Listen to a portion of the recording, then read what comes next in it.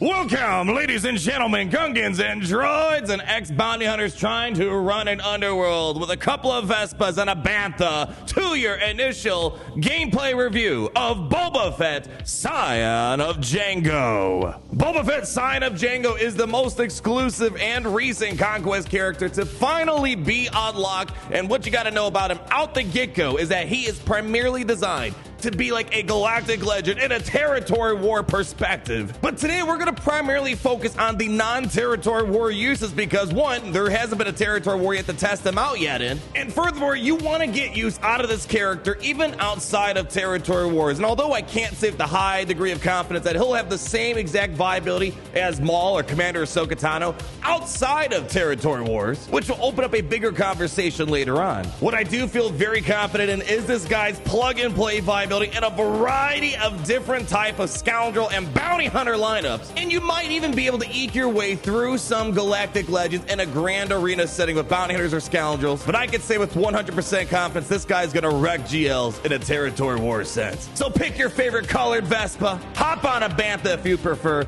and let's get into your initial character review of Boba Fett, Scion of Jango.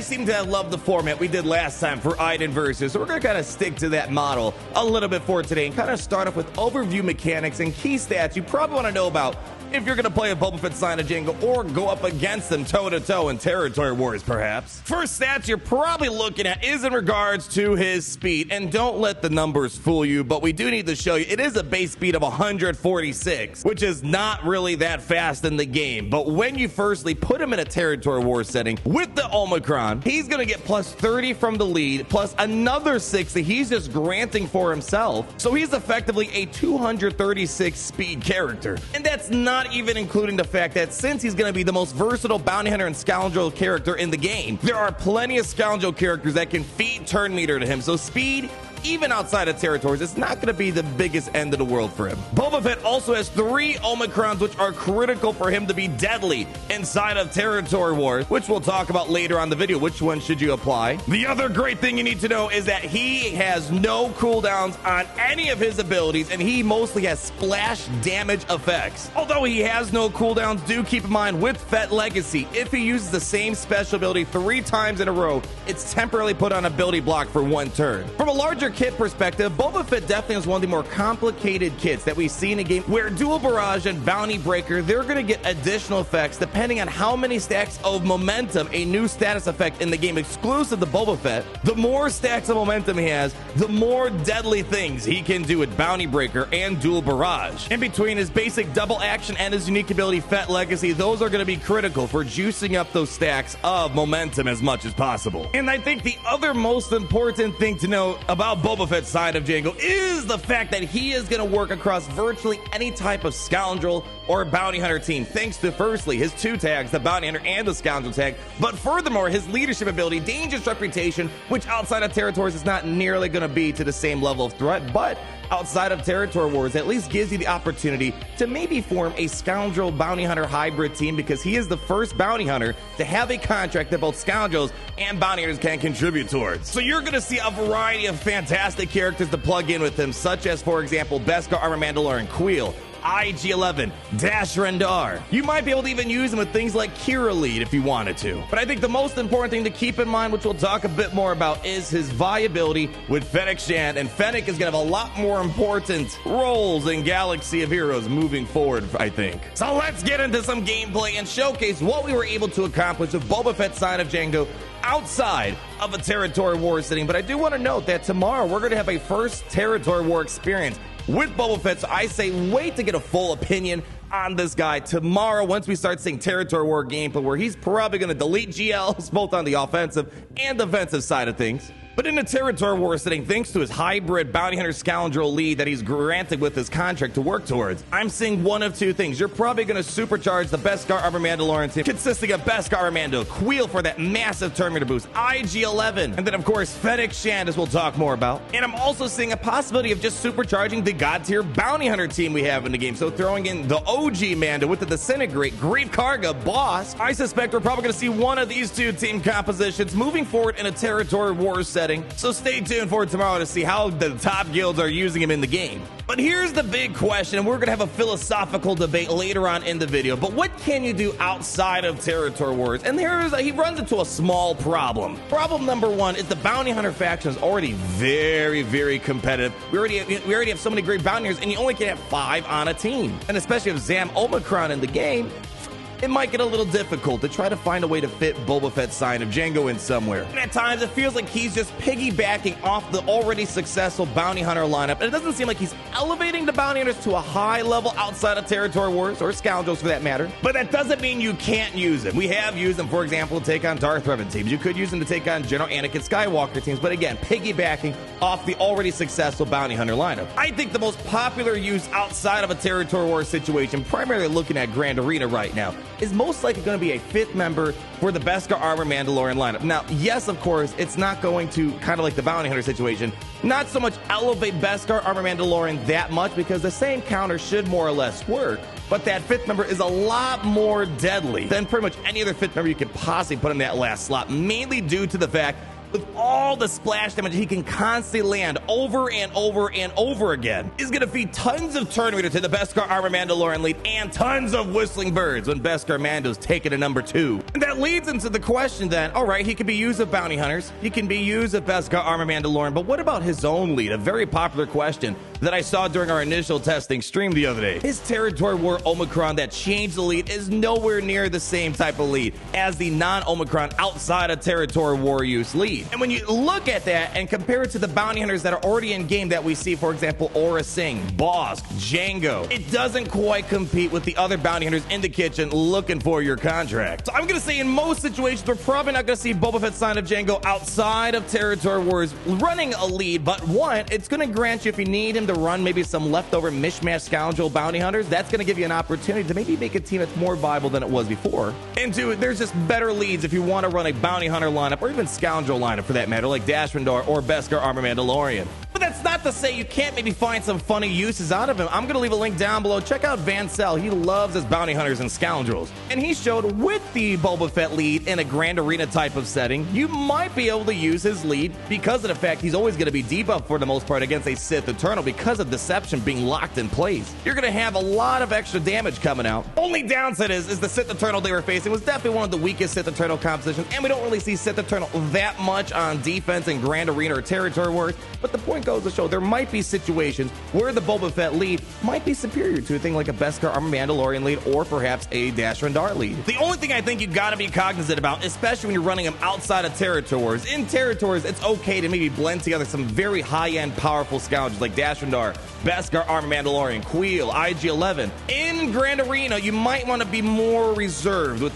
how many great scoundrels to put together, because once you're putting Dash Rendar in the team and Beskar Mando, you're not really getting a crazy team in Grand Arena like territories, and you're merging together several very good defensive and offensive scoundrel teams into one that's a little bit questionable right now, which is why I think Boba Fett Scion of Jango's best use out of territory wars might be just that one-off, plugging him into a 5th slot somewhere on a scoundrel or bounty hunter team. But as you can kind of see a little teaser with the gameplay, he's able to handle raids with the bounty hunter squad, for example, being able to constantly get him to assist with Grief Karga, Bosk, Mando calling in for the assists. We're able to kind of really churn through Rey because of all the repetitive attacks he has in his basic ability. We also got close beating a Sith Eternal lineup of our own outside of Grand Arena. Granted, it was a little bit more of a challenging Sith Eternal than the one from Vancell's video, but the point goes to show that in a territory war setting, no matter how you're looking at this, he's going to be toe-to-toe with Galactic Legends, kind of like how Starkiller does against certain Galactic Legends inside of Grand Arena. And before we start taking a dive on the Omicrons and how it's going to interact in territories, the order, the mods, my final opinion, I think it's very much worthy to bring Fennec Shand back into the limelight to talk about her in the perspective of the new Boba Fett Scion of Jango. Fennec Shand, she was already an alright character when she came out. She wasn't transformed to bounty hunters, but she was a fine addition to plug into a couple of different bounty hunter situations like Dengar lead, Bosk lead. She wasn't a necessary component to the bounty hunters, but she will be necessary for Boba Fett, which from a theatrical perspective makes quite a bit of sense. First thing to keep in mind, she's going to grant overconfident for the team, which is going to reduce your defense by 20%, but you're going to get 50% offense for your dark side scoundrels, and you're also going to get plus 10% extra speed and 15% evasion. So when you combine all the offensive boosts that Boba Fett's going to grant from his territory war lead, Boba Fett gets 50% offense through his unique ability, Fett Legacy, and you got overconfident, and there's a lot of other ways to supercharge the damage on the team with the variety of scoundrels and bounty hunters. She is going to be critical for popping out some massive damage, and plus her basic, kind of like Boba Fett's Scion of Jango's base, our Dark Trooper hits multiple times. So she is going to literally kick the living jaws off the Maliks and even the variety of GLs out there. So do not sleep on her. And plus, she's got armor shred in her. And I guess one other thing to make note of is every time overconfident is going away on any ally, she's getting 20% turn rate. So she's probably going to get a good amount of turns out there to kick the living daylights out of all the crotches out there. So not as important of a character before, but I think moving forward, she is now going to be a staple. Very much so how Darth Vader and Bastila Shan have a thing going on. We're definitely going to see Boba Fett and Fennec get their thing going. So now let's talk about Zetas, or I should say Zeta. Omicrons, and we're going to talk about mods. There's only one Zeta on Boba Fett. Usually these heavy Omicron characters like Starkiller, they have a lot of Omicrons, not a lot of Zetas, which is a nice trade-off, I suppose. You're going to get the Zeta on Fett Legacy, which allows him to gain momentum every time he's scoring a critical hit, and I think this is going to be necessary, especially for the variety of tiers of momentum he has for his dual barrage and his bounty breaker. So even outside of territories, I think this is going to be a great Zeta, and I think it's going to be necessary if you want to really put out some funny stuff. But the most popular question I've been getting, what should the Omicron order be on this character? I don't think you're going to see any debate on the first one. The first one is 1000% Dangerous Reputation. This transforms him and turns him into the GL that we're going to see in territories inevitably in the next 24 hours here. And as you see, it completely rewrites the lead outside of territories. Ignore all this. All of a sudden, he's rewriting the books. Or I should say the book of Boba Fett. And then, of course, he's getting his 60 extra speed, and he's doubling his max health and protection, and basically he is slicing his contract in half, going from 20 times you need to damage a debuffed enemy to only 10, which is pretty fast. Do one swarm attack and you're pretty good to go. If you just get bossed the mass storm on someone that's debuffed, Fennec and Boba, their basics alone will most likely get the contract triggered right away. And this is the other most important thing. It turns into like a bad bat situation ×2, where once you get the payout triggered, you're going to deal true damage each time you're already damaging an enemy. Omicron number 2, Omicron number 3, these are a bit more up for debate. I'm going to explain my reasoning, but I don't think you could really go wrong either way. Fett Legacy, I'm going to make the argument that this should be number 2 that you should apply on him, is he's going to be immune to ability blocks and stuns. And the reason why I think this is huge is because you want him to pop off these big abilities on Bounty Breaker, on Dual Barrage, and if he's getting ability blocked and stunned, he's doing a whole lot of nothing. And he's going to generate additional stacks of momentum. Bounty Breaker's debuffs can't be resisted or dispelled. But if you do go Dual Barrage, I totally understand why you would go that way. He's going to get a new status effect that he is the exclusive character to have outside of ships, and that is Protection Disruption, which will completely disable all of their protection and prevent them from recovering protection. And it can't be dispelled, evaded, or resisted. And this is going to be cornerstone, I think,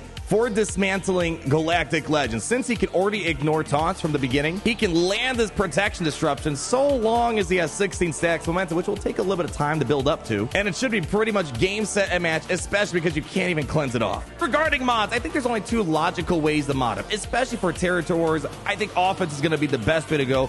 Throw in an offense set in this guy, get an offense cross on him. I think crit damage is going to be great here. And since speed isn't really all that important on him, especially since you're going to get other scoundrels to feed turn meter to him, I think you should go offense on the arrow as well. And if you have good speed secondaries, all the better. And then I would run a crit chance set to make sure he's getting some big, more consistent critical hits out there. And speaking of critical, I think the other logical way to go, if you wanted to, is a critical damage set and critical chance set with pretty much the same primaries that we're showing here. Only reason why I'm leaning more towards offense is 1, Dangerous Reputation does additional true damage, which I believe is based off offense. Fett Legacy is granting him an extra 50% offense. In Territory Wars, with that Omicron, he's getting an extra 50% mastery increase, and his mastery consists consist of damage on him. And of course, certain abilities scale up his damage depending on how many stacks he has, such as Bounty Breaker. When you have 16 stacks, you're going to do 30% more damage. Moral of the story is, unlike some other characters, this character probably does not need any sort of speed sets. So to wrap up this video, let's just give my initial opinions on Boba Fett Scion of Jango. The book is going to stay open even beyond this video. We're going to have a whole year to learn about him, but I do suspect, although outside of territories, he's not feeling as impactful like Commander Tano or Maul. In Territory Wars, he is going to probably wreck faces, as we're going to see most likely tomorrow. And I can see Boba Fett being important for the rush to get as much Relic 9 as possible. It might come down, kind of like Executors. Who has the better Executor? Who has more Executors? With Boba, it might come down to who has more Boba Fett's Omicron ready for territories. That might determine who's going to get more Relic 9s in the future. But this opens up a pretty big philosophical question for Star Wars Galaxy of Heroes. Do you want your Conquest characters to take at minimum 3 months to unlock, and for some people a year? Do you want a character that takes that much time investment to only be God tier in one game mode like Boba Fett or Star Killer? Or do you want a Conquest character like Maul or Commander Tano or even Razor Crest, I guess, indirectly of the Executor, where they're great in every single game mode? God tier mini G on a game mode? Good in pretty much all game modes. And this might just take getting used to of characters being great in certain game modes. And I'm used to this type of feeling where you have characters that are amazing in certain game modes and they're just okay outside of a specific game mode. Marvel Strike Force, for example, this has been something they've been doing for years now. Galaxy Wars is a bit new to event-specific buffs. But for example, Doc Ock is amazing inside of their version of Territory Wars called Alliance Wars. And outside of Alliance Wars, he's just okay. I use him in some raids, some funny compositions. And I think this really comes down to the problem that Territory Wars is, one, not treated as equally as Grand Arena. And this might be why I don't care about specific things like in Marvel Strike Force, where Doc Ock, yes, he's more specific towards Alliance Wars, but there is an Alliance War 3 times a week at least, whereas Territory Wars only happens, what, maybe 4 times a month? So although he might not be a god outside of Territories, he's going to have a lot of uses outside of Territories due to the variety of bounty hunters and scoundrel teams he's going to plug into pretty much virtually any type of scoundrel bounty hunter team. I'm going to give him a 4 out of 5 stars outside of Territory Wars. In Territory Wars, I don't want to jump the gun, but I'm pretty certain he's going to be a 5 out of 5. We're going to have to double check tomorrow. But I do feel pretty certain that he's not going to be like Commander Tano Maul, where they're pretty much 5-star characters across pretty much any game mode in Galaxy of Heroes. So that's going to wrap up your video today, ladies and gentlemen, Gungans, androids, and Vespa riding scoundrels. Thank you for stopping by today. Hopefully this was a pretty good initial impressions of Boba Fett Scion of Jango. The book is only open. There's more to be discovered. There could be a lot of other fantastic scoundrels that maybe will build a better team outside of Territories without pulling away Beskar, Mando, and Queel for a Grand Arena purpose. But in Territory Wars, get ready to maybe scream because this guy wants to fill your lungs with fire. Leave a like, comment down below, subscribe. Lots of thoughts. I'd love to hear from you. But more importantly, always remember that it's great to be in the Empire today.